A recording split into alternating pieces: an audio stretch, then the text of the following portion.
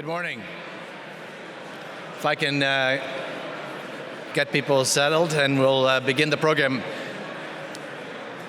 I'm pleased to launch our, believe it or not, our 15th annual ULI PwC Canada Annual Trends in Real Estate program. My name is Richard Joy. I'm the Executive Director of ULI Toronto, the Urban Land Institute, and it's a great pleasure to welcome you. This annual event has become one of the most anticipated milestones of our annual calendar of events, a programming calendar that, believe it or not, has now reached nearly 90 events a year. So we apologize to your inbox for all the activity that we're putting your way, but it is an incredible story. First, I'd like to acknowledge our annual sponsors. This is one of the signature events of the year where we really want to thank our annual sponsors that have grown in numbers over the years, and we really could not be doing the things that we do at ULI without their support. So we really want to thank our annual sponsors, and they are also represented, many of them, in the 29 tables that have electrified this morning's event. I'd particularly like to welcome our lead event sponsor for this year, Addy Development Group. This is Addy's first ULI sponsorship, and we're thrilled to have you on board with this signature event. So to the annual sponsors, to Addy, thank you very much for your support.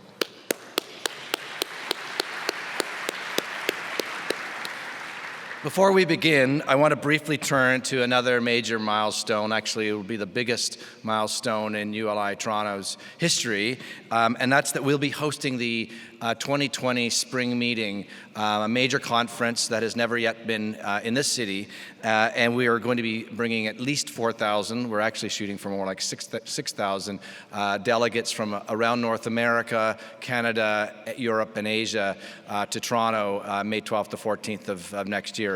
And we have a little video, I think, to cue that idea up.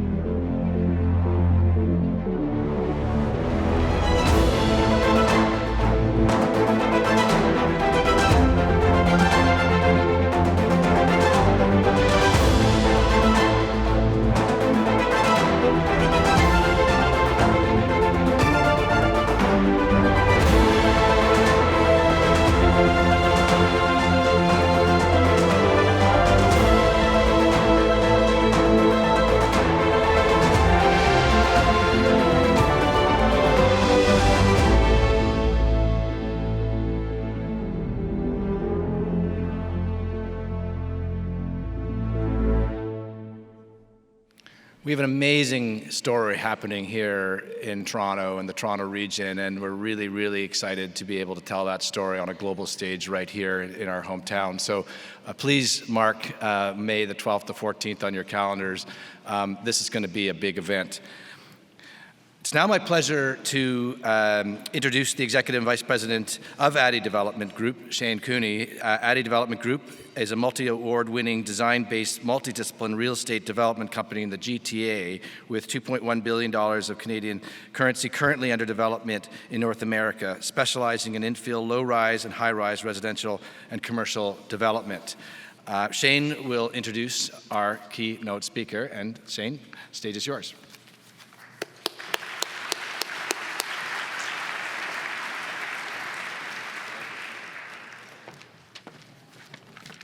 Good morning, everybody. My name is Shane Cooney. I'm the Executive Vice President of Addy Development Group. We at Addy are pleased to be the sponsor of this ULI event. Unfortunately, our CEO, Tarek Addy, was unable to be here today, but he does send his regards. Addy was founded by two brothers, Tarek and Saud Addy, in 2007, starting from the dining room table to Williams Coffee's Pub to two offices currently in both Toronto and Burlington.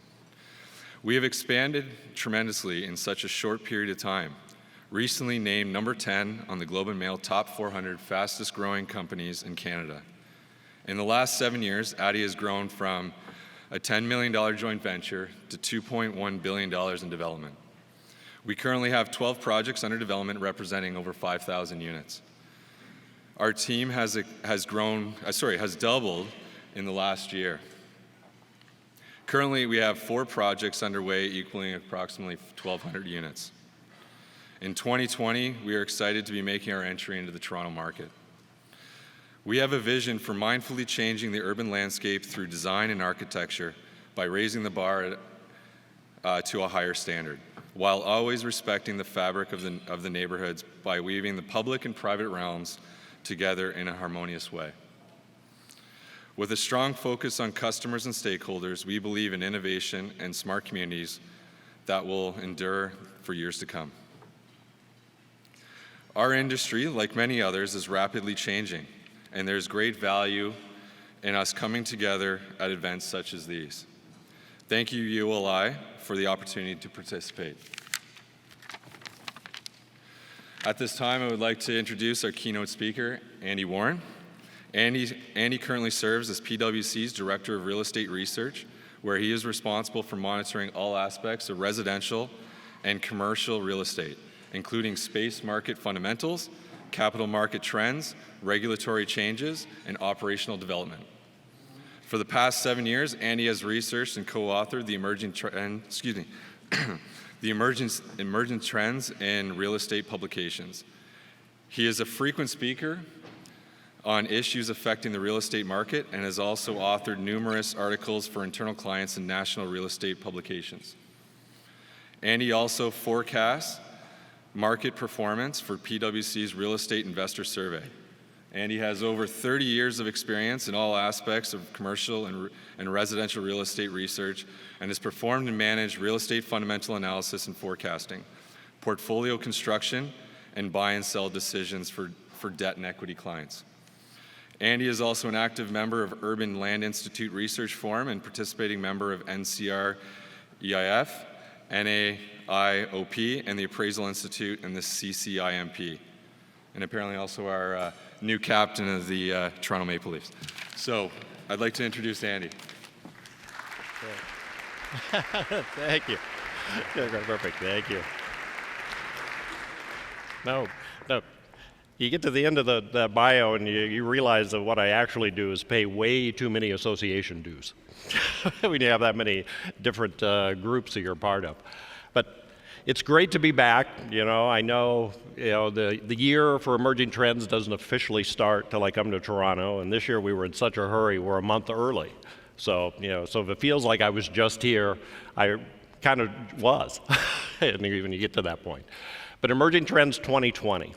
A new decade coming ahead. I remember 5 years ago I worked on a report that was Real Estate 2020, and that seemed like some far off point in time that we were looking at what the changes were going to be.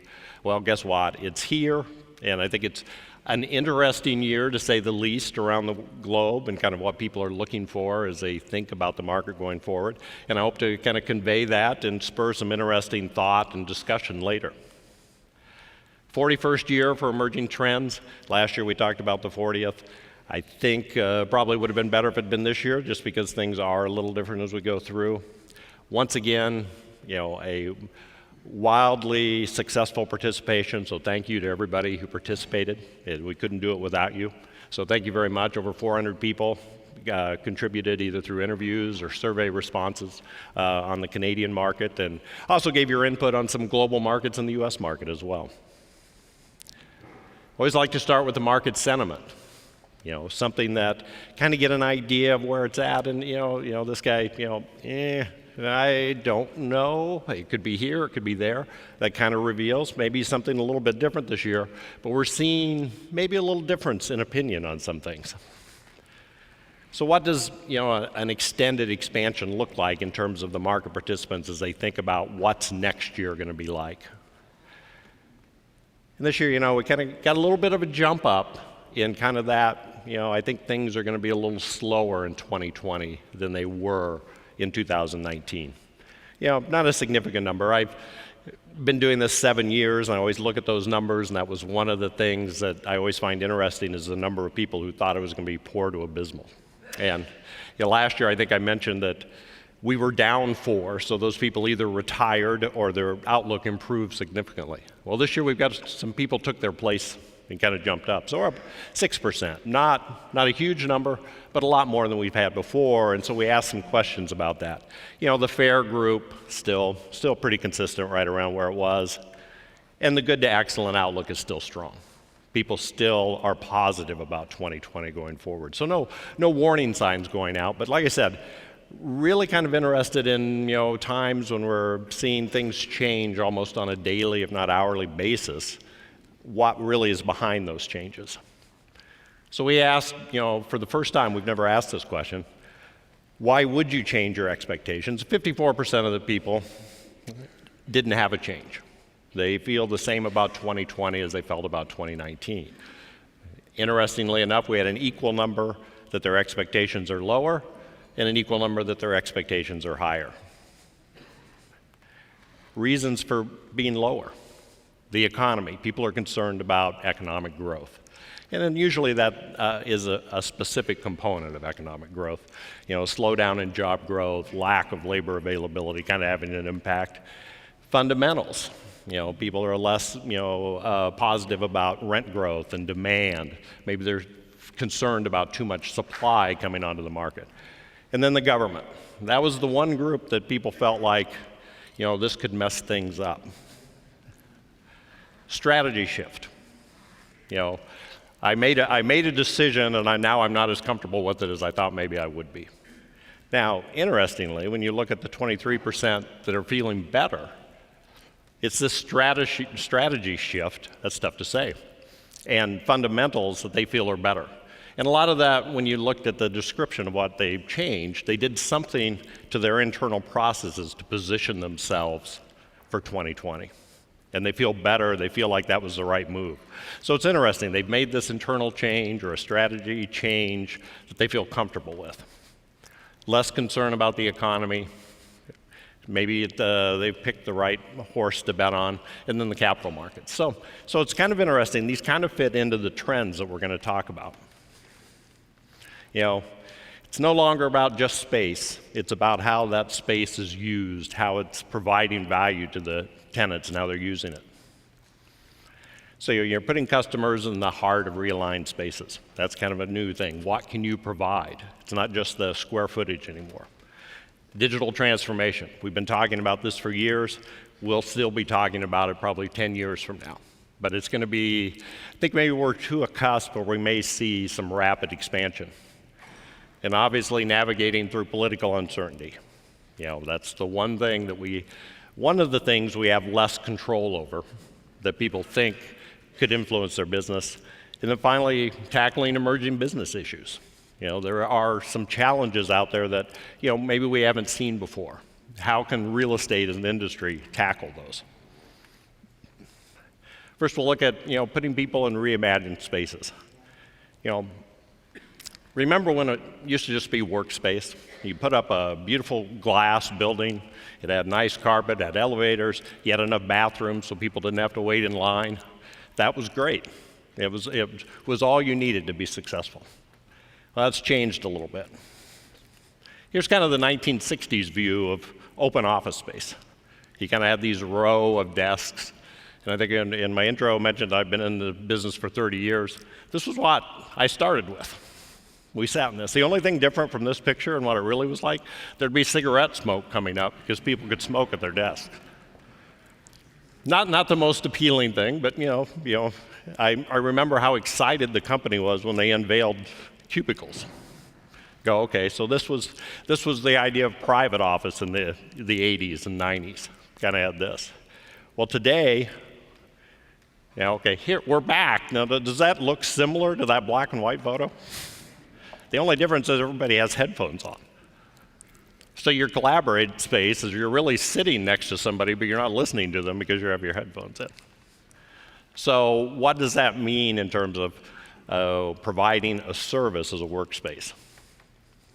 We've kind of realized that one workspace does not fit all. You're designing space to fit the work process, not the people.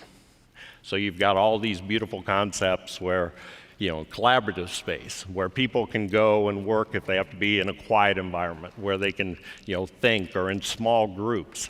So it's all kind of designing that. The other concept of this is we used to like the idea of people working remotely. Now, the shift is kind of, okay, how do I make it so nice people want to be in the office? So we're going to talk about a little bit about blurring of different property types. Now we're kind of making the office so nice, people want to be there all the time, so they're living there. So it's kind of created this environment, and the best example is I was talking to somebody in the interview process this year who had a brother who worked at Google in New York. And that office environment is so nice that when people come to visit him from out of town, they go to the office to spend the evening because they can eat, they can play games, they can socialize with other people. It's all within the office space. And this is kind of that blurring of the lines as we've seen what used to be very distinct silos for office, industrial, retail, residential. Now we're going to see things come together. Easiest example is e-commerce and the impact on retail. Now we buy things and it's delivered to our door. We don't go to the store. But now we may order things online, go pick it up at the store. So it's really kind of emerging and evolving into kind of different needs and kind of the different space that people need for that. Residential and hotel. Technology has now allowed any of us to turn our home into a hotel. We can rent it out. We can rent out a room. We can do all kinds of things. That's kind of impacting that. And so how do those kind of fit together? Not all of us want to do that, but you have that option in certain places. And that's kind of changing, regulation. People are thinking about how do we need to stop that? Do we need to limit it? How do we collect taxes on it? But it's a whole new world. It's kind of thinking, we're seeing apartment complexes now being built with part of the units being dedicated to short-term, night by night, week by week rentals. And finally, retail and hotel and office, which brings us to something I mentioned, kind of a dynamic time in the world, and this co-working concept. When we were doing the interviews, I don't think anybody was anticipating what would be going on in the news today with WeWork, one of the largest co-working, not the only co-working, but one of the largest ones. They've kind of driven some of these shifts in how we use space. Is that going to go away if they go away? I'm not saying they will. Probably a very good possibility they'll emerge through this somehow. But, that bag has been opened. It's out there in the world now. We all have experienced it. It's having an influence. But they're also seeing, hotels, retail spaces that have some open space can set up a co-working concept. So all these kind of are coming together. So no longer is your competition for office space the building next door. It could be the strip center out in the neighborhood where the workers live. So it's all kind of changing and coming together. Technology, we talked about technology last year. This is my favorite slide. And this is, what happens in the internet in a minute. And you see all the things. Actually, if we had more time, we would find out how many people are doing one of these things now. Because somebody's probably, messaging or doing it. Hopefully nobody's using Tinder right now because it's a little early on Friday morning, but the weekend is coming. But we're just generating these huge amounts of data that are going everywhere. And it's being collected, and we have to figure out how to use it. How do we make money off this? How do we use this to evaluate what's going on. Kind of goes back, we had this chart last year, it's updated. Last year the idea was 40% of the increase in tech investment in real estate tech. Now it's up higher, the dollars are getting bigger, the number of deals have leveled a little bit, so it means more money is being pumped in. It's still coming. Real estate's attractive, technology is there. How we're using it today, a lot of the concepts are to make life easier, visualization being used in the construction industry so you can see what's going on ahead of time so that you can cut down on mistakes, you can limit change orders. Facilitation, tenant apps. So a tenant can book a conference room from their phone. They can do multiple things without ever having to talk to anybody or log in. Collaboration goes back to that work process. How do I make it so people can get together, exchange ideas, do things together? Efficiency, that's obviously part of that internal change is in a tougher market. We want to be more efficient, so we're doing that. And then finally, data decisions. And I think we're on the early cusp of that as we're looking at ways to kind of enhance our decision making. Goes back to that, everything that's happening on the internet. How do we collect that data and use it efficiently? This is kind of the new thing that we're talking about this year is 5G. And what we're excited about 5G is it suddenly is going to give us the capability that all these technologies we've talked about could reach their full potential. You've got the speed at which, to make autonomous vehicles viable. When you merge onto the freeway in your autonomous car, you don't want to see that little buffering thing going as it's thinking about what it needs to do. You really want it to do it immediately. And 5G offers the potential for that, the speed and the latency. Same thing with the IoT devices within a building. All the sensors can talk to each other. One of the things people were talking about was the digital twin. So you have your physical building, then you have your digital building. And anything you do to that digital building is supposed to replicate what would happen in the actual building. 5G makes that possible. Is it going to be immediate? No. It's going to take time. You go from tall cell towers, a mile apart to a multitude of small sensors put together. But it is going to happen because we're going to demand it, just simply because of the amount of information we're generating and what we're trying to produce. And the ultimate benefit is going to be significant.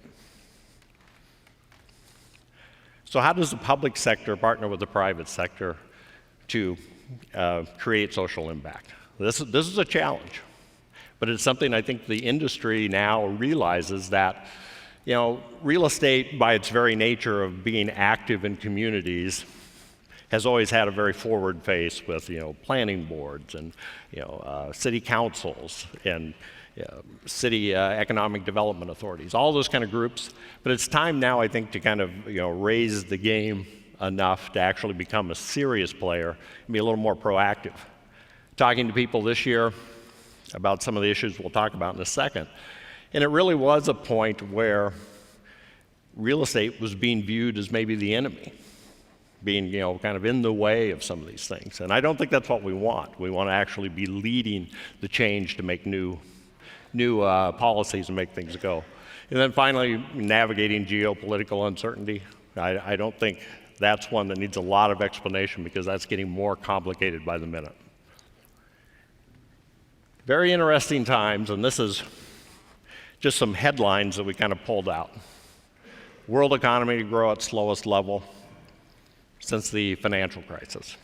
So global growth is slowing. That's a given. We have seen that. And there's more focus kind of on the slowdown in growth and not nearly as much focus on what could spur it up higher. But that's kind of become a general consensus across North America, across Europe, across Asia. How bad can a trade war get? I'm pretty sure no one in Canada was asking for the trade war that they seem to have gotten sucked into. It's something that, get back to unintended consequences. It impacts the world, not just the countries that are involved in it. So we're seeing that kind of impact. And where will that end up? We don't know yet. It changes by the second, it seems like. And finally, the mortgage stress test, which, you're having an election. I envy you as a country that your federal election process is actually confined to a certain period. I live in the state that has the first in the nation caucus. We have presidential candidates visiting us they start about the day after the election coming through. So we're constantly inundated in that. So you kind of have that change, but how that monitors things.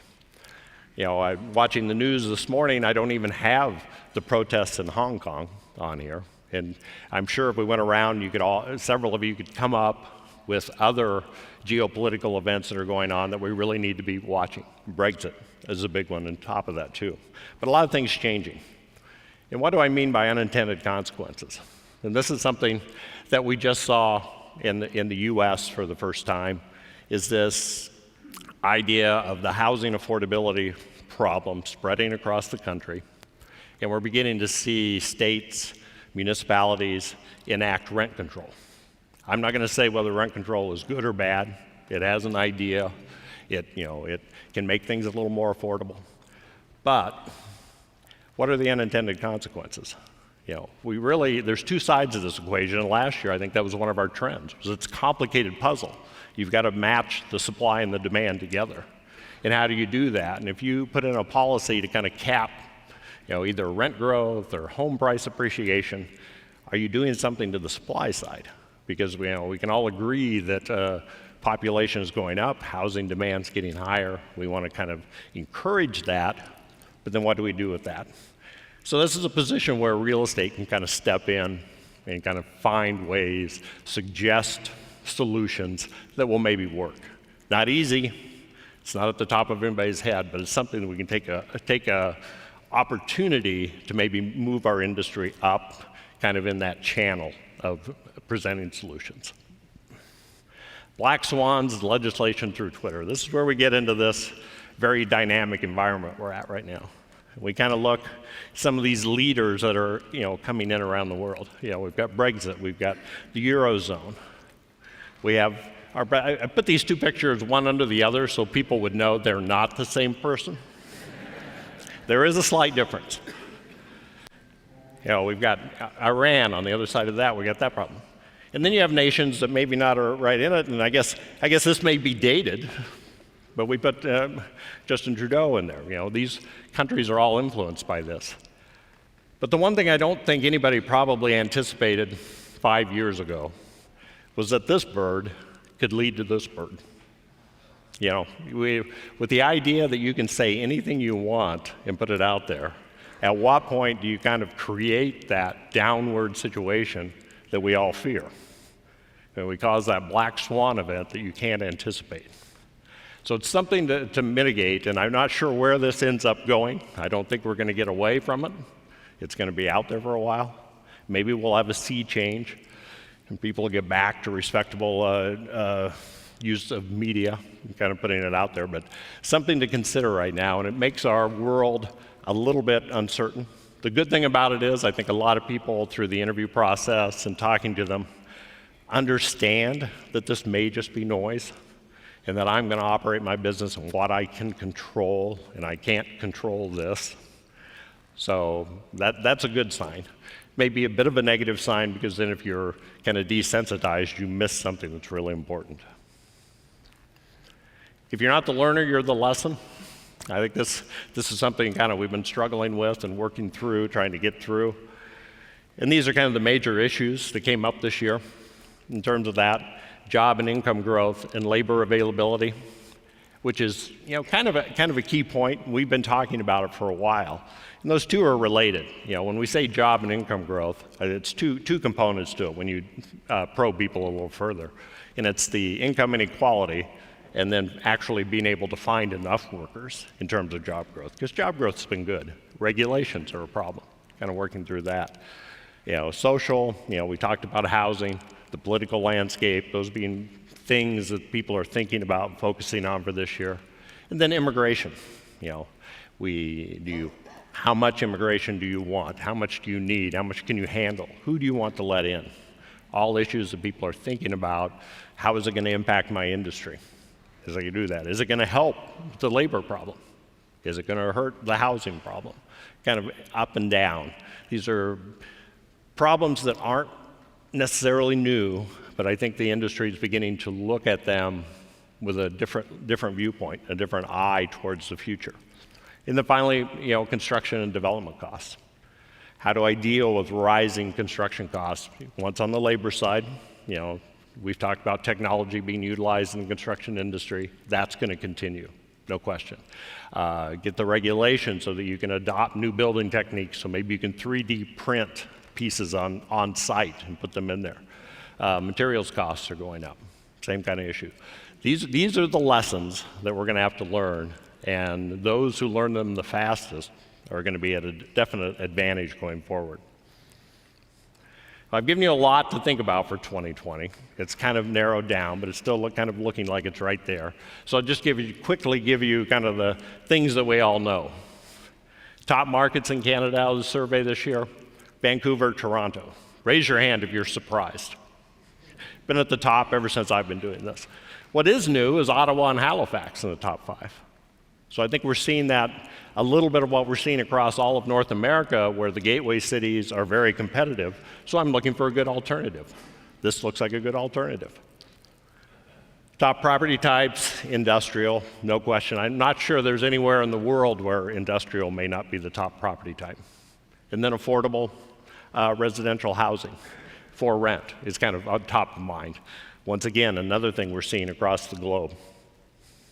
Then finally, our best bets, similar to last year: warehousing, fulfillment, senior housing, affordable apartments, all kind of challenges. We haven't seen, when I mentioned that blurring of property types, we haven't seen warehousing and affordable apartments move together, unless you consider co-living to be that kind of concept, which, you kind of are bringing people together to kind of live in a little different environment. But, it's all kind of working out that if you can solve a problem, that's probably going to be your best bet for 2020.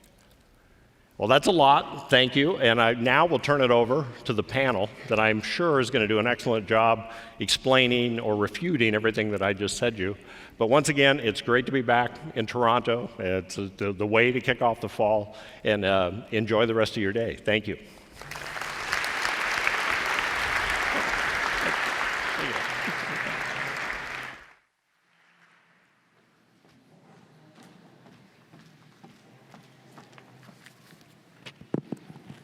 Thank you very much, Andy. Hello, I'm Michelle Ackerman. I'm a consultant at the Kilmer Group, and I currently serve as the Vice Chair of ULI Toronto. On behalf of the Management Committee, I want to thank you, Andy, for once again presenting the annual Trends Report here in Toronto. Our very large audience here today is a testament to the high level of interest in your report, written in cooperation with your colleagues here at PwC Canada. Specifically, I'd like to acknowledge the lead PwC Canada senior advisors of the Canadian chapter: Frank Magliocco, Chris Potter, and Miriam Gorza.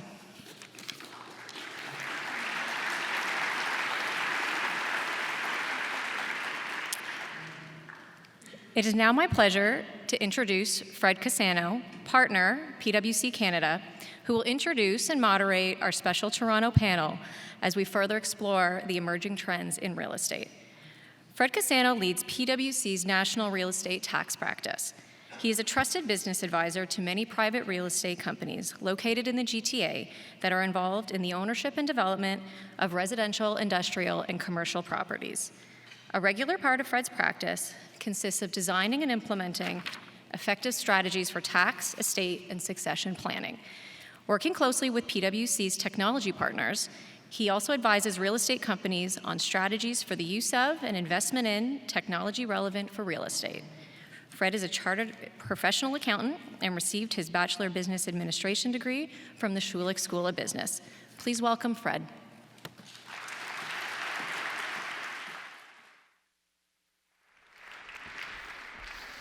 Thank you, Michelle. Good morning, everyone. It's my pleasure to moderate the fantastic esteemed panel on discussions on emerging trends from insights from all of you. A lot of you actually in this room today, so thank you for that. So if the panelists can please make their way to the stage, we'll do our proper introductions. Ladies and gentlemen, the panel.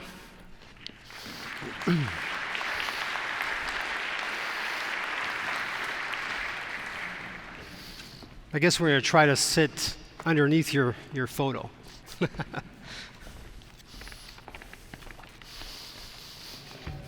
So a lot to talk about today. Thank you, Andy, for summarizing all that information in such a succinct manner. So let's get right into it. Welcome to the panel. Allow me to introduce John Albright, co-founder and managing partner of both Relay Ventures and Elate Partners, which is a fund focused on prop tech investments. John has 20 years of experience helping entrepreneurs on all facets of the life cycle of startups, anywhere from seed financing to IPOs to M&A. So I'm sure your insights will definitely weigh in on the prop tech discussion. Thank you, John. Thank you. Pauline Alim Chandani, who is Executive VP and CFO of Dream, one of Canada's largest real estate companies with 16 billion of assets under management. And you have the pleasure of managing all that, your role as a CFO, from corporate strategy to development to M&A, debt financing, tax, quite the portfolio. So we're looking forward to insights on the CFO position. Absolutely. Andrea Delzato, Executive VP and Director of Tridel Group of Companies. For 20 years, you've been focused on reshaping the community, not only as a builder, but also building communities and also focused on changing and innovation. And you have a big part in the innovation platform of Tridel, so welcome. And Fang Ngo, who's Director, National New Homes Research of the Altus Group of Companies. You pour over tons of data. 16 years focused on new home research in the GTA, the greater Golden Horseshoe, Calgary, Vancouver, and your team has one vision to make sure that the industry is well informed with new home research, and we certainly appreciate all the work that Altus does in that regard. Ladies and gentlemen, the panel.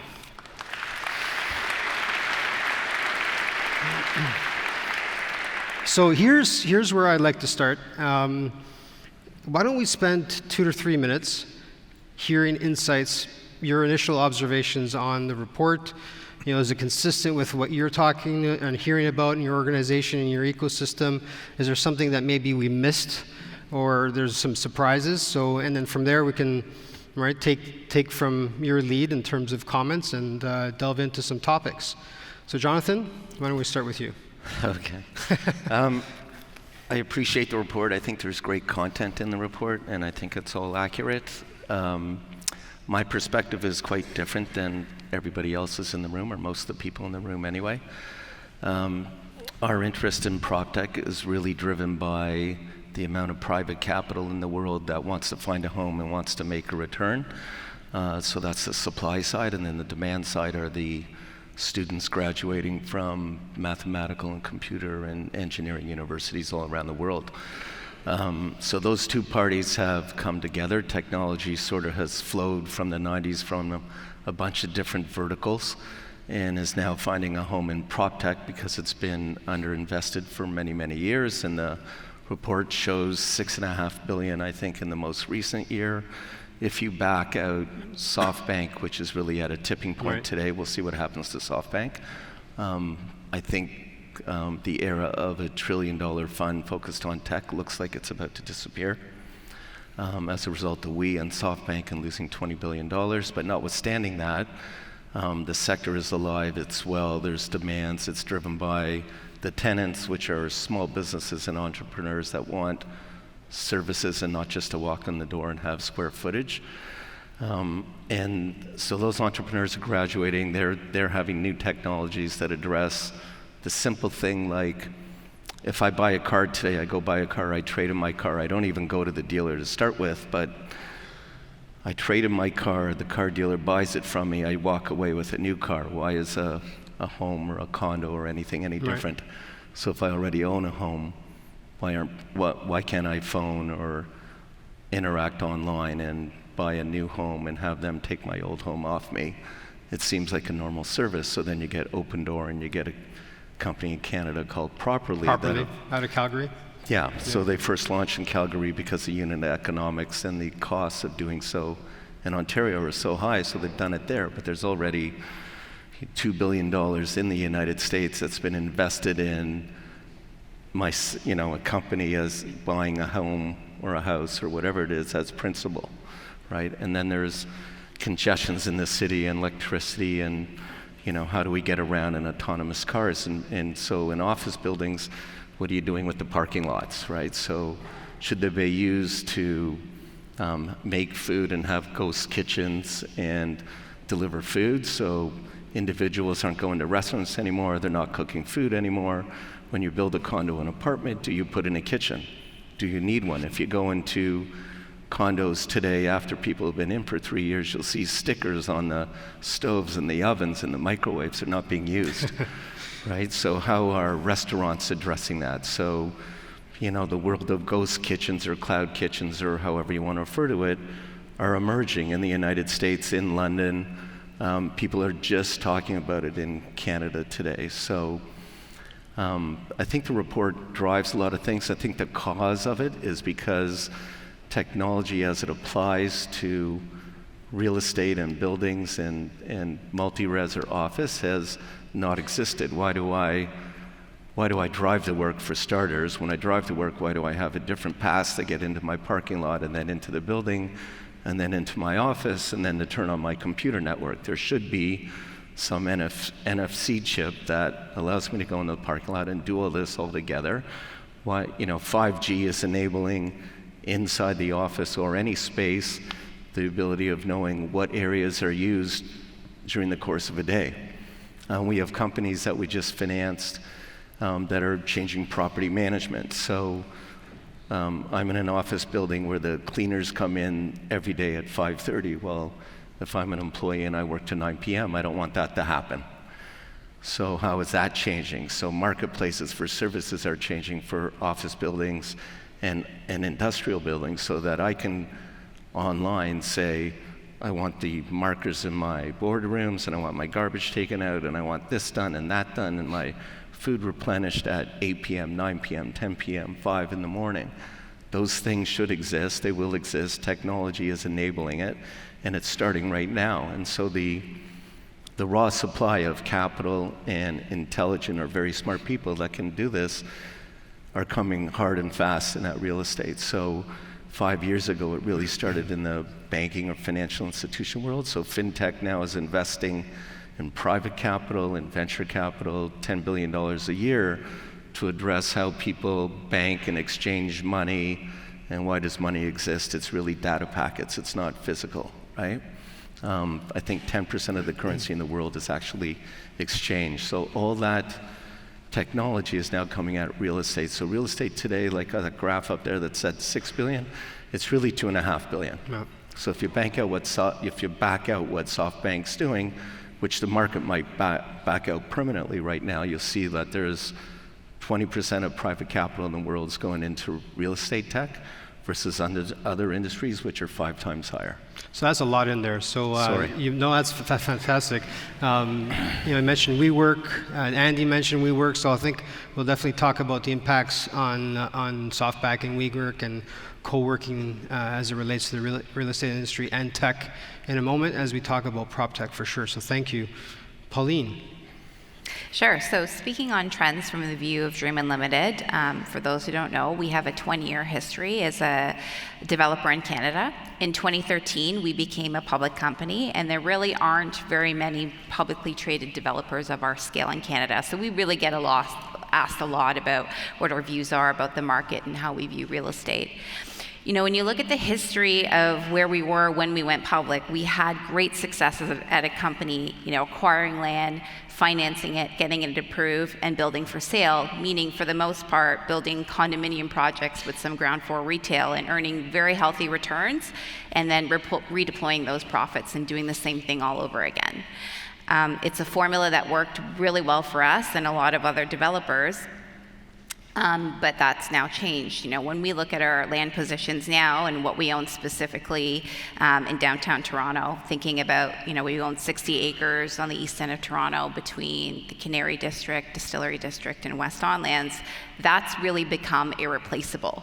And we see so many of our land possessions and our real estate becoming irreplaceable because it's so much harder to acquire new land and because it's so much harder to get the zoning and the approvals than it was before. In the face of this, combined with very, very positive demographics, which was discussed in the report, for the need for housing stock, both market and affordable, a lot of sites that we would have historically planned as condo, we're not planning as purpose-built rental.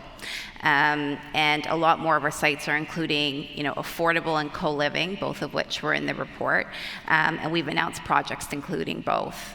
We're very bullish on Toronto and owning properties here for the long term. We have about 10,000 units today and 2 million square feet of commercial in our pipeline, and pretty much almost all of it we're planning on building and owning for the long term. That is a big shift from where we were when we went public just a few years ago. And I would say that our view of development internally has shifted, because now we're thinking we're going to own the real estate for a long time. We're going to be involved in the communities for a long time. How do we really be innovative and do some of the things that John was speaking about to really bring what our consumers want today, but 20 or 30 years out as we're long-term investors and owners in the real estate. On the purpose-built rental side, I think the vacancy rate is something like 1%. So, we're very, very favorable on that. The population of Toronto is growing, and we believe that, our new rental properties will perform well over the long term here. Well, I'm glad you mentioned purpose-built rental, because during the interviews, I think we've asked the question about, how do you make the numbers work? Like, if you don't own the land, if you don't have enough capital, how are you making the numbers work? So we'll likely come back to that one for sure. The whole concept of community is definitely in the report, so more to talk about that for sure. Andrea, any thoughts on the report? I love the report from probably the first page, where it was a real shift beyond space and into service and that experiential side, because our focus is always lifestyle, we say, right? And I think we've almost had to create this triple bottom line, we say, which is people, planet, profit, because the people part is so relevant, that expectation to focus on the people. I think last year's report talked about amenity creep, so having to accommodate people's lifestyle and behaviors, like putting in parcel rooms for online shopping and to accommodate that. And now it's almost the next step of not just the spaces that you're putting into the buildings, but the experiences around those spaces. So one of the great trends that they talked about was real estate as a service, and we see that primarily in office.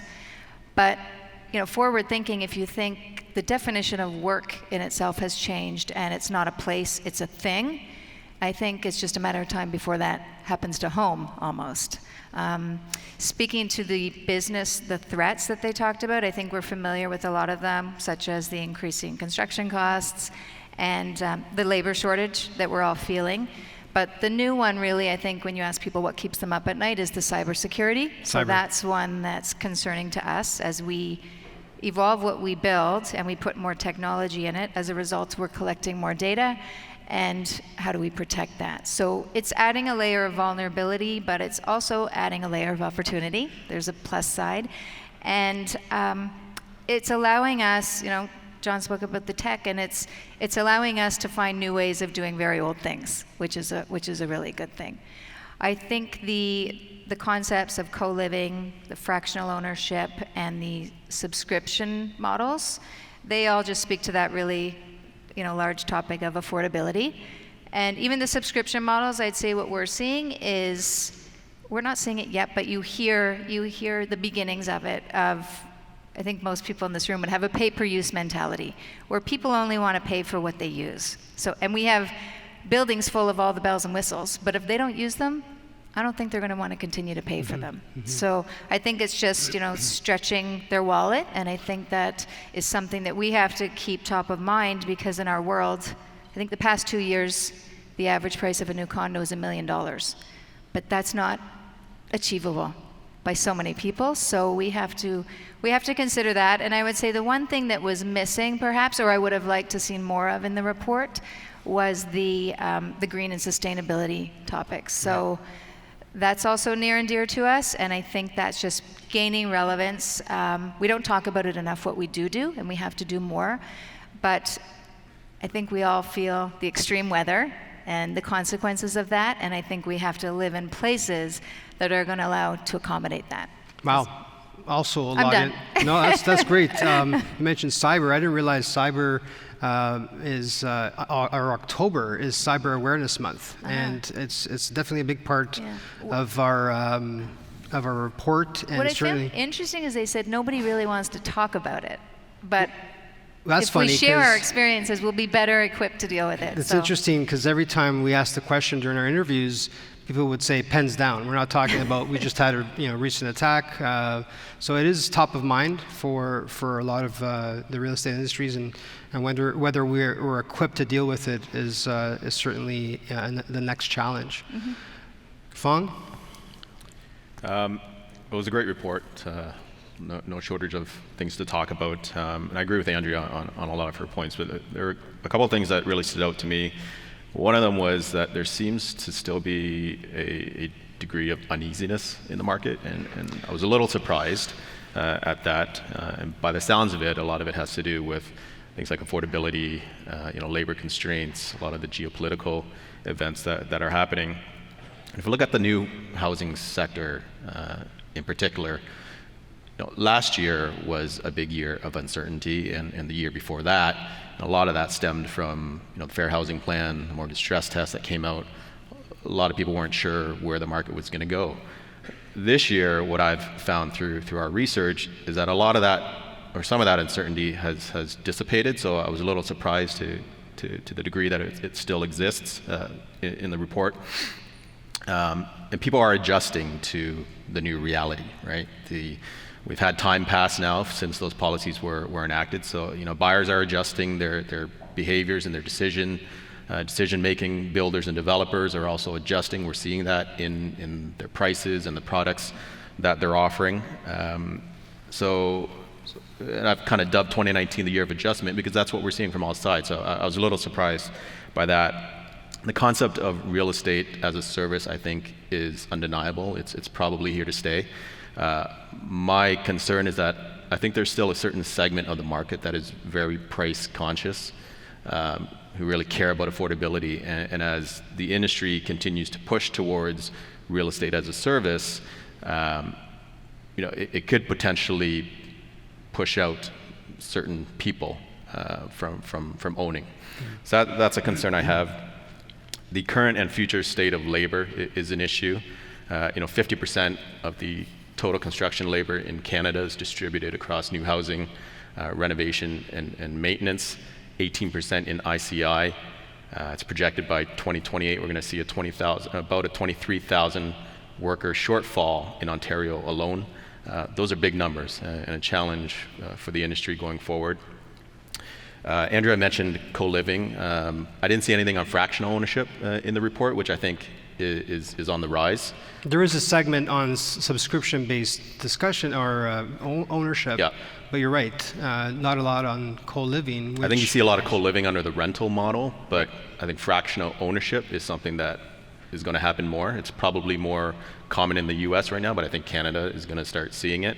And then lastly, I didn't see anything about NIMBYism. NIMBYism, not in my backyard. Yeah, and I think it's still an issue from the conversations that I have with developers and everything I read in the papers. It'd be interesting to get, Andrea, your thoughts, and Pauline, your thoughts on whether that is still something that the industry is faced with. But I was surprised that it wasn't mentioned in the report. Yeah, that's interesting because Bill 108 was supposed to help with tackling NIMBYism, and certainly has helped. But why don't we start with the uneasiness, because we've heard it with Andy, we've heard it in the panel. Certainly, immigration's helping, low-rate environment. The demand and supply are still going to continue to fuel the economy, but there's this backdrop, right, of a slowing U.S. economy to affordability issues, geopolitical. So, are we headed for a downturn? are we ready to potentially, weather the storm? And maybe we can start with Phong, and whoever wants to jump in on downward readiness. Well, I think I'm going to go back to the housing sector on this. When you talk about slowdown, I think it's already happened. If you look at the GTA market, it happened in 2008, the start of the recession. It happened in 2012, 2013, and it happened again last year. So, I don't think it's going to get any worse than those years. And we've already, the market is recovering, and it has been recovering pretty much all year. And I think, like I said earlier, people are adjusting. So consumers now know where they stand, or they should know where they stand in terms of what they can afford. So, if they're not buying a detached, they're buying a townhouse. If they're not buying a townhouse, they're getting a condo apartment, and so on and so on. Developers have also adjusted their product and their pricing and their offerings to align with today's market conditions, which is something that we've seen. And all of that has resulted in a market that is still behaving quite good. Single-family sales in the GTA are higher through 8 months of this year than they were the entire last year. We've seen an increase in year-over-year sales in single-family in every region we're tracking across the entire Greater Golden Horseshoe except one. Condo sales are, year-to-date condo sales are the second highest they've been since 2012. The resale market is up in terms of sales and pricing. We had one of the best quarters in the commercial space since 2017. So all of these, the numbers are at least showing, and I'm obviously a big believer in the numbers, it doesn't show the slowdown that people are talking about. There you have it. And when There's you look a tweet right there. I can jump in a little bit. So we're very optimistic about the market, although we've had a really good long run, which makes people, I think, a little bit skeptical. But when we look at 4 pillars. We look at employment, immigration, interest rates, and we also look at affordability, although that sounds a little bit, I don't know, it sounds a little bit odd, but when you mention if they can't get a single family, they go to townhouse. So we may not be, we say, first in their hearts, but we're first in their wallets. So the affordability of a condominium compared to the other forms of housing. And when you look at some of the numbers, and I'm not the numbers person that you are, but when you look at some of the numbers like the RBC report on 9,100 units short in the rental space, yes. Or you look at, I think Board of Trade did, there was a study they did last year that talked about 42% of millennials planning on leaving Toronto because of the affordability issue. So the need for supply, and I think it just speaks to what we have to do. And I think you're going to talk about government a little bit later, and I think. Well, John said let's not talk about politics, but I think we're gonna, I think we'd all prefer not to. Yeah. But I think a good strategy is to start looking for the solutions and stop the fighting. As a by the way too, Andrew, during those slow years that I mentioned, it was the condo market sales that propped up the entire market and really kept it from crashing. So when you say you're close to the buyer's hearts, right. it's true. So, and in terms of the immigration, we know we're the 4th largest tech hub. We're the third largest film hub. So there's a lot going for us that I think would allow for us to have this optimism.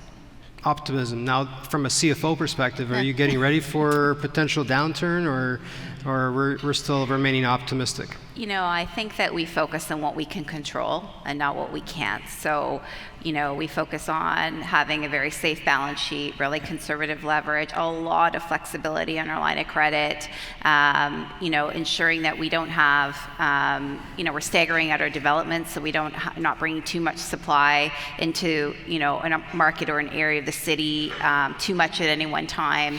For us, it's about partnering with well-capitalized partners, because it's not about finishing a development in 10 years. If it takes 15, that's okay, because you want to make sure that you're, providing supply to the market as it's needed and not oversupplying the market at any one period of time.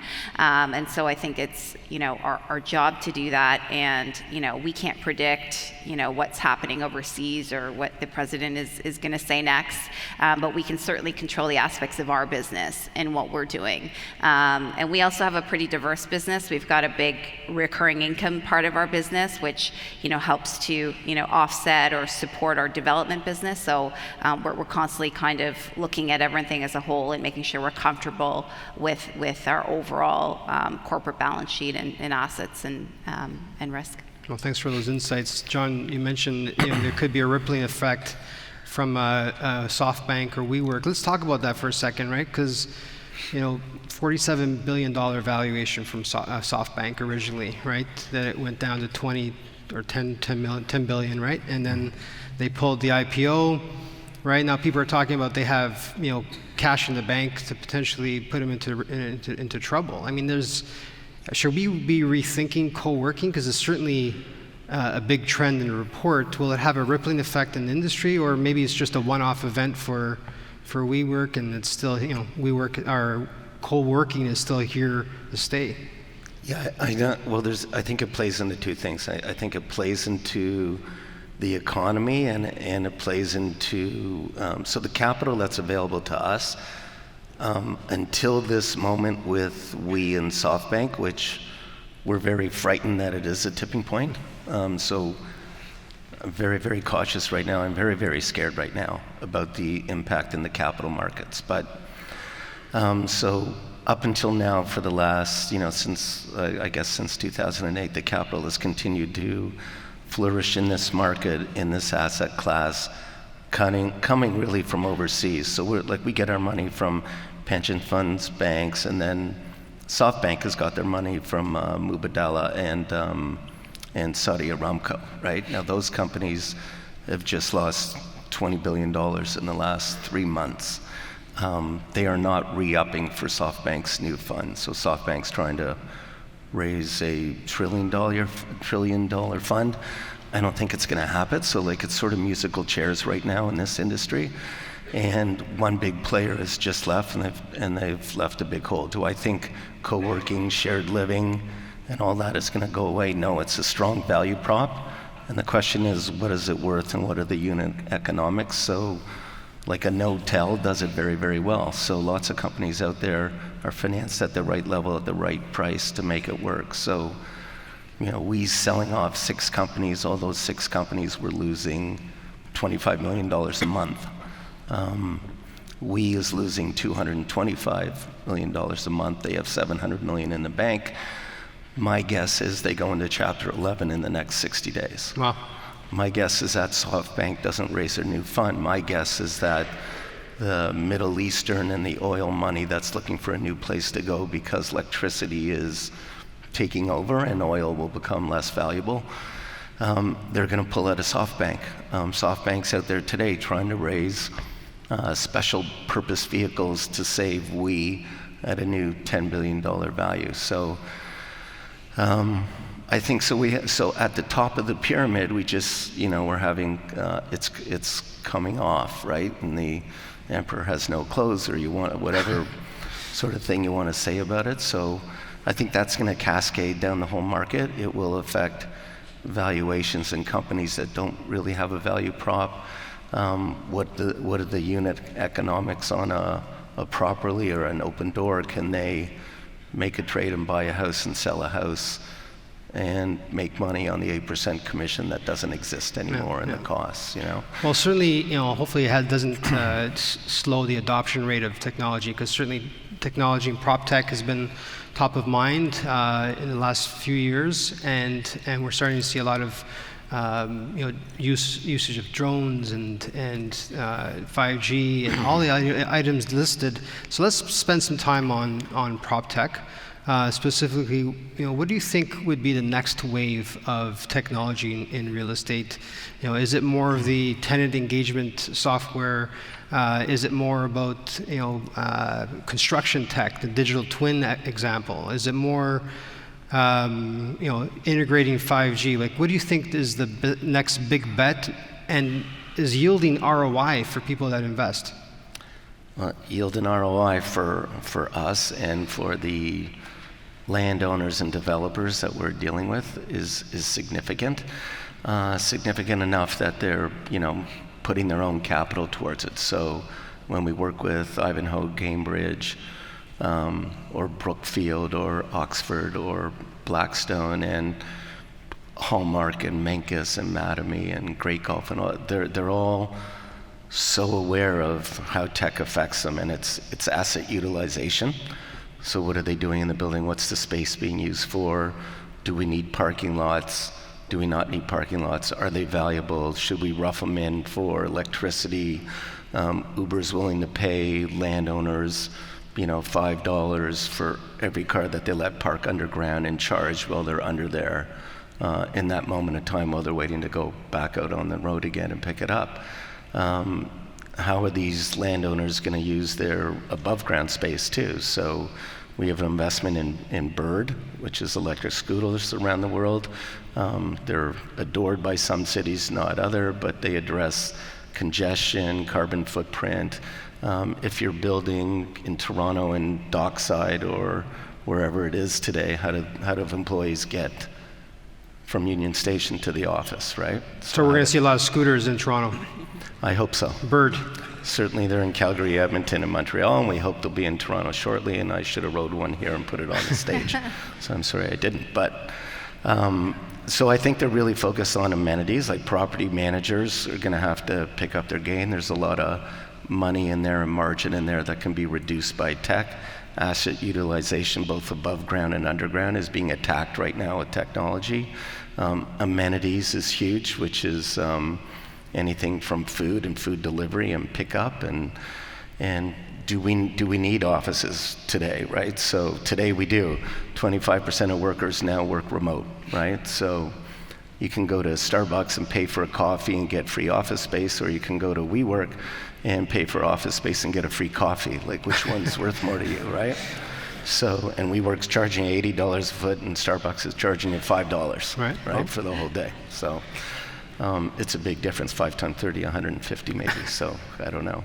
But it's asset utilization, and it's amenities, and it's even like enterprise software, which is sold as a service now also. There's no such thing as licensed software anymore, but all the tech entrepreneurs today are focused on how do I make offices and landlords really happy? So how can we reduce costs, increase tenant engagement?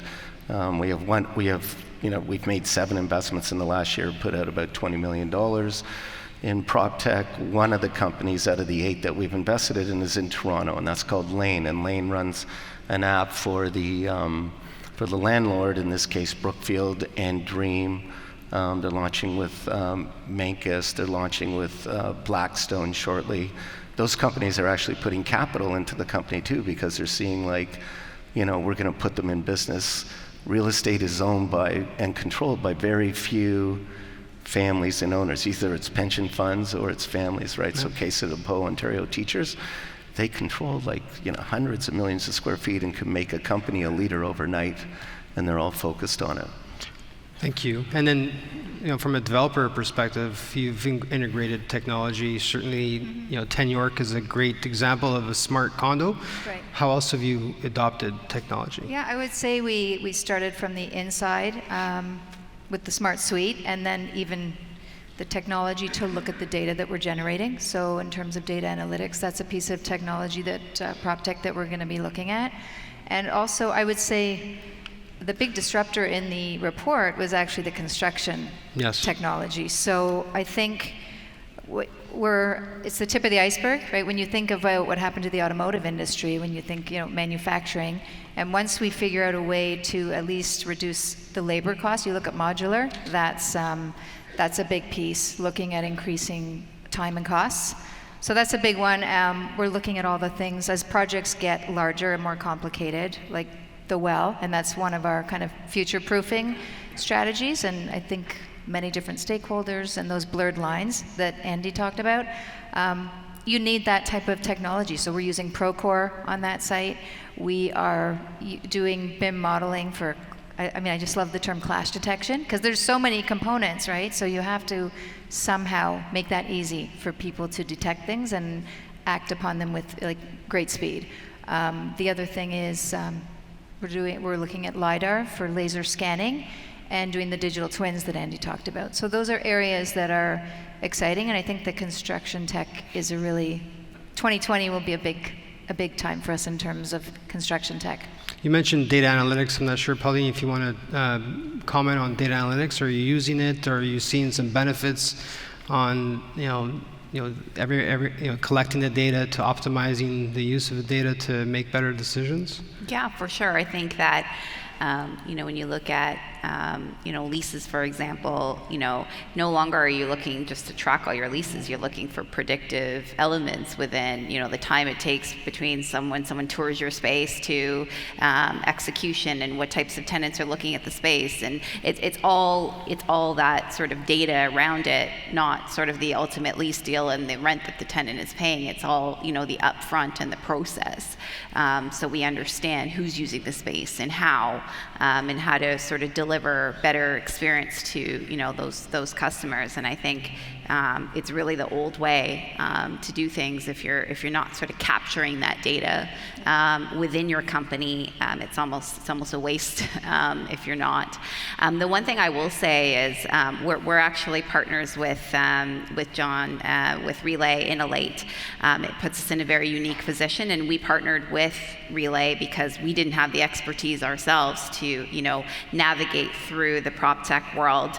And when Andrea spoke about Procore, which is basically a construction or job costing platform and technology. Like internally, we looked at Procore, we looked at eBuilder, we looked at Honest Buildings. Like there are so many different companies and products out there, and how do you navigate as a real estate company? And we have the benefit of working with Relay, and we met with Mars this past week, and they're trying to do the same thing for real estate now, because there are just so many companies out there. Like, how do you navigate and figure out which are the best solutions for your company? Because it's incredibly time-intensive exercise to do it yourself. I think our labs came out with a report saying 6,800 companies tie themselves to prop tech. So it's hard to navigate. Sorry, you want? I was just going to say we don't have the expertise in-house yet. I mean, that's one thing we talk about.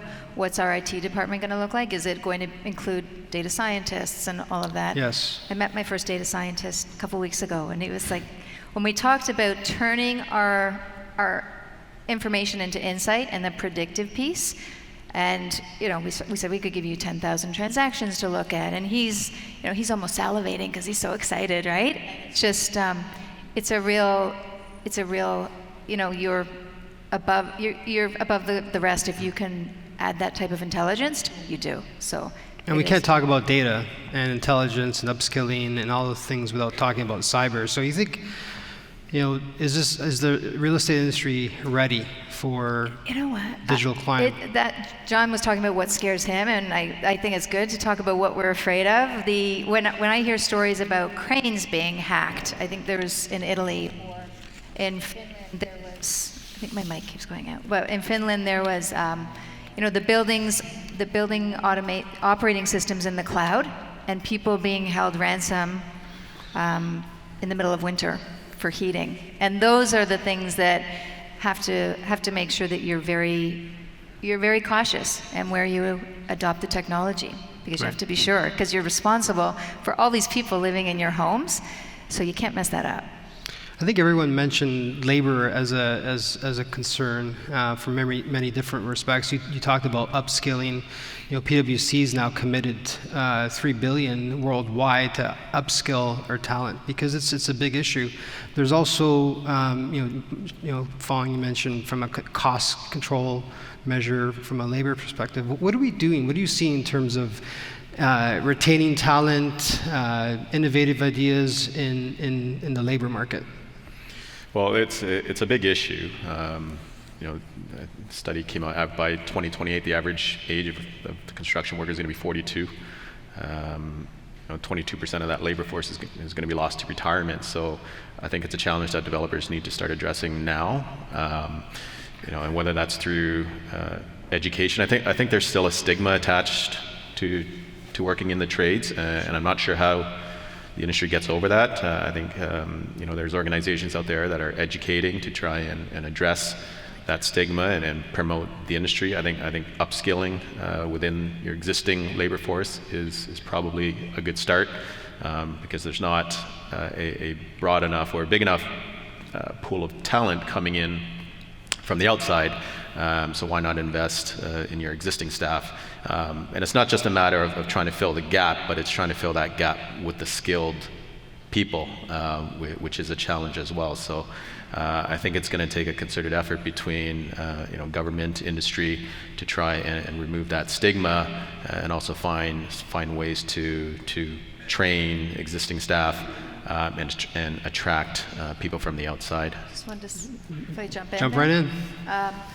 So we call it the silver tsunami, right? Because they're all retiring, and I think we do a couple things in order to prepare for for inspiring another generation to go into. So the government is helping in some regard regarding this. So there's an employer-led coalition that we're part of where we are taking, it's called NEET Youth, so not in education or employment training or trading, and exposing them to different careers. So Starbucks is there, TELUS is there, Tridel is there, and just introducing them to careers in construction. And then we also have our BOLT program, which is Building Opportunities for Life today, and it's doubles two streams. It's really a scholarship program for people that want to explore careers in construction, and also skills-based training, so for people to go into the unions and trades and to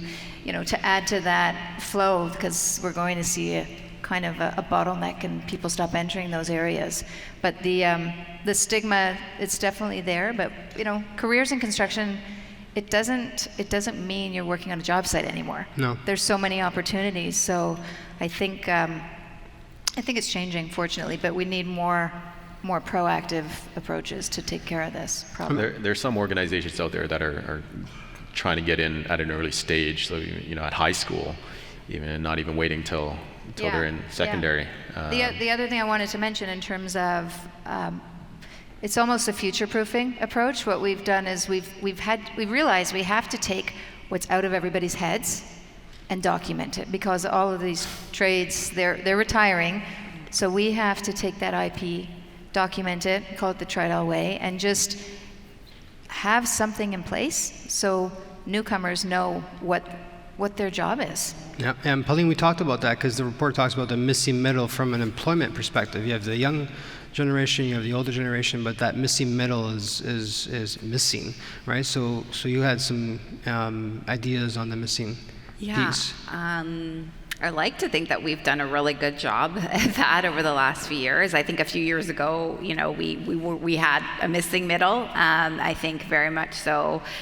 We have a lot of young people. We're a very young company, so we have a lot of young people, and those young people have sort of understood the Dream Way, and we do a good job of moving people a lot in the organization so they get exposure to lots of different things, development, finance, leasing, property management, deals, debt, and it's we have this group of people in the company now who have, I would call it, between 7 to 10 years of experience, who are now taking on really senior roles and leading $800 million projects, and I think that we've done a really good job with that. We didn't have that a few years ago, but it really is important to have that layer in the company for us to continue to grow and excel. And these are people that very much understand how we do business, how we act, how we treat others. I mean, all of those things, those soft things, are so important,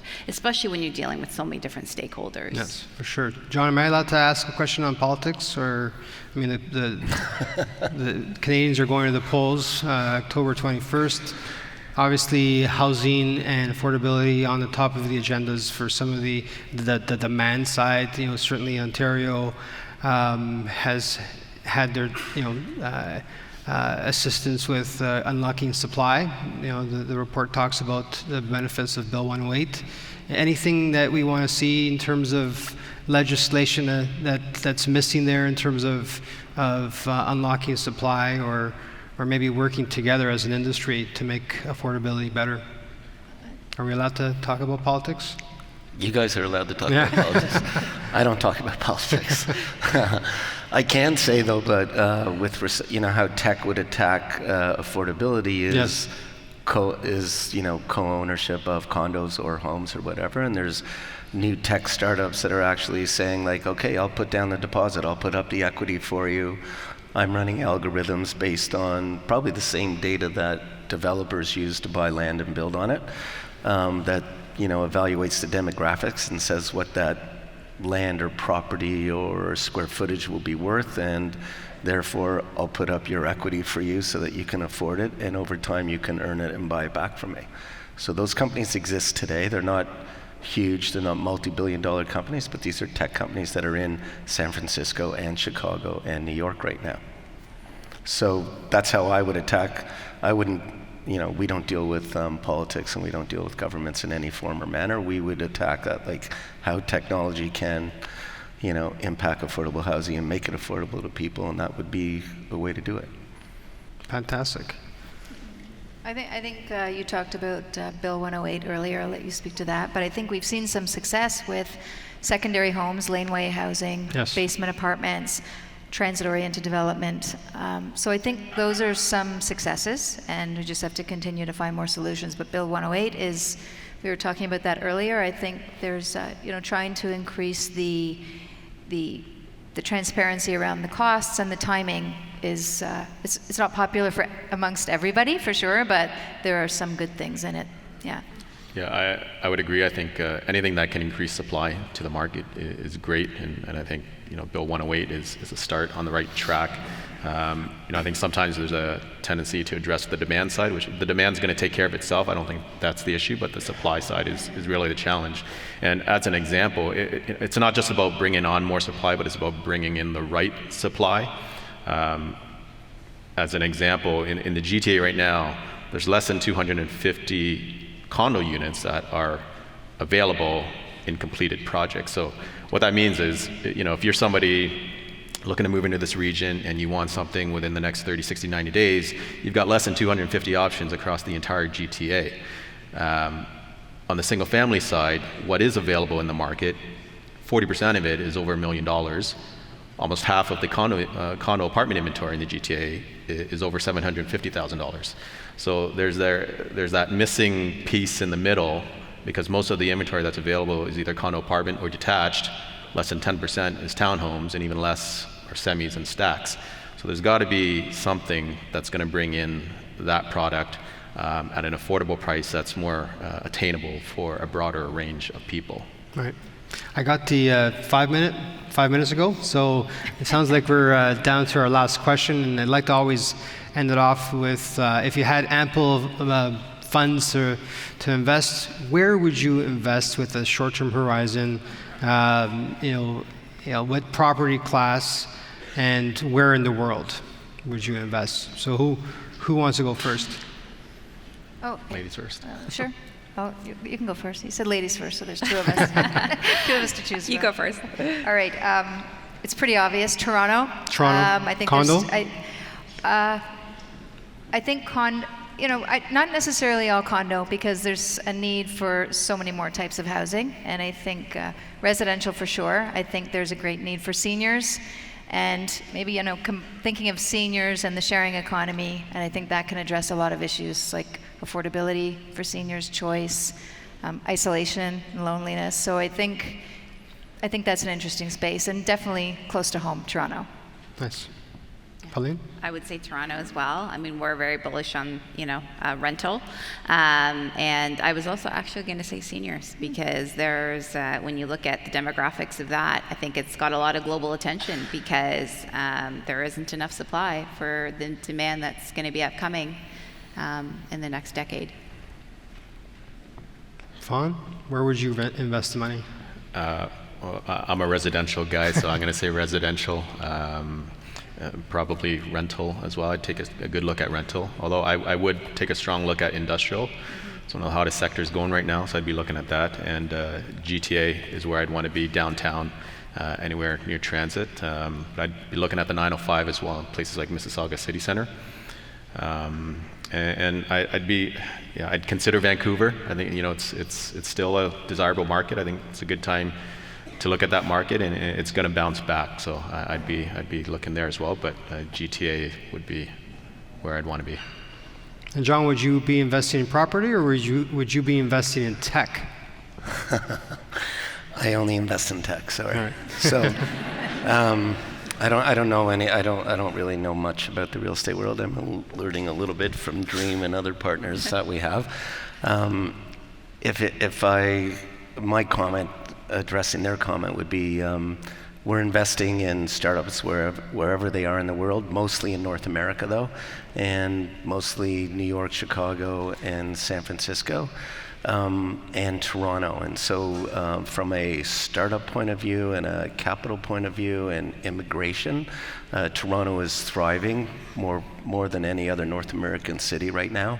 The amount of capital that's now coming from the US to feed startups in Toronto has never been higher. And employment's never been harder. Our salaries of engineers and mathematicians and computer scientists are going up every day, but are still a large discount to anything in the US. So we don't see any end of small business, startup businesses, or entrepreneurial businesses in the Toronto area for a long time. Related to real estate. So that's... Yeah, okay. Yeah. I'll go with that, prop tech. Prop tech. Yeah, but I'm just saying all tech. So if I'm building offices, I don't know what I want my office to look like, and if you're building it 5 years before someone moves into it, those are hard calls. Well, thank you very much. Thanks for all the insightful discussions and spending time with us today, and we value your insights. A big round of applause to our panelists.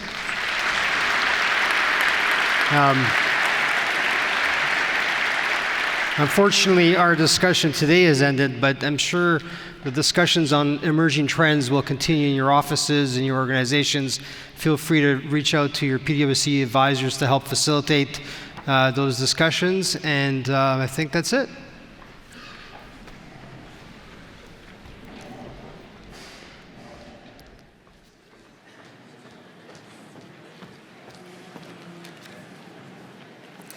So, as always, many fascinating insights on our industry's ever-evolving landscape. I would like to take this opportunity to thank our panelists this morning, Fong, Andrea, Pauline, John, and our moderator, PwC's Fred Cassano. Thank you all.